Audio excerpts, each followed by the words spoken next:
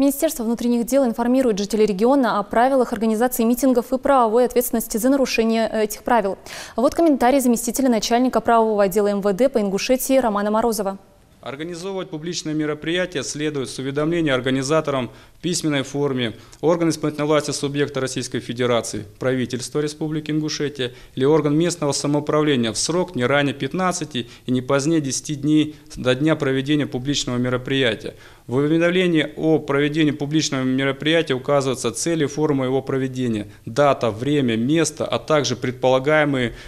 количество участников и сведения об организаторах. Орган исполнительной власти субъекта Российской Федерации или орган местного самоуправления отказывает в согласовании проведения публичного мероприятия только в случаях, если уведомление о его проведении подано лицом, которое в соответствии с федеральным законом номер 54 ФЗ не вправе быть организатором публичного мероприятия, либо если в уведомлении в качестве места проведения публичного мероприятия указано место, в котором в соответствии с настоящим федеральным законом или законом Республики Ингушетия от 7 июля 2005 года номер 31 РЗ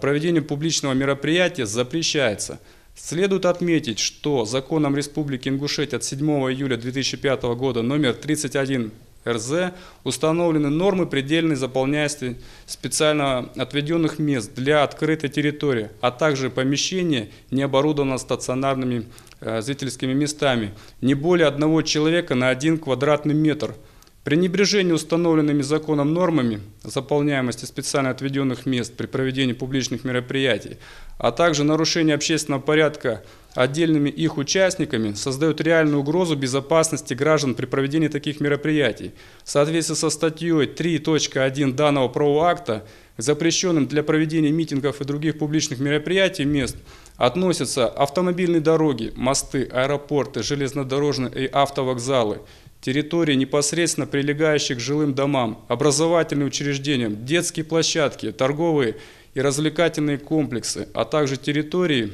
располагающиеся ближе 50 метров от них. Кроме того, за исключением проведения демонстраций и шествий, под запрет попадает проезжая часть, тротуары, велодорожки, в том числе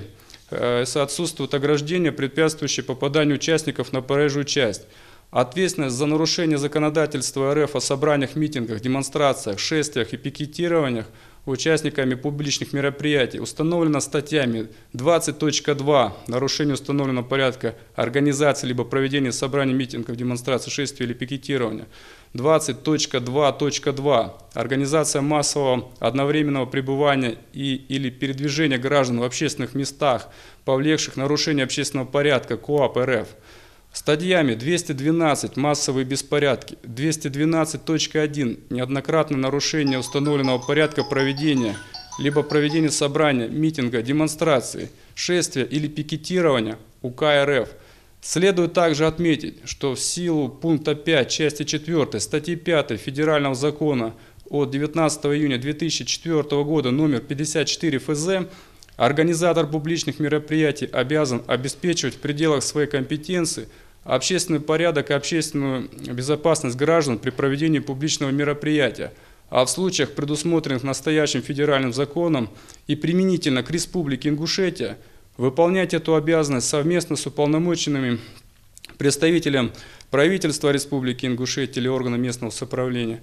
и уполномоченным представителем МВД по Республике Ингушетия, выполняя при этом все их законные требования.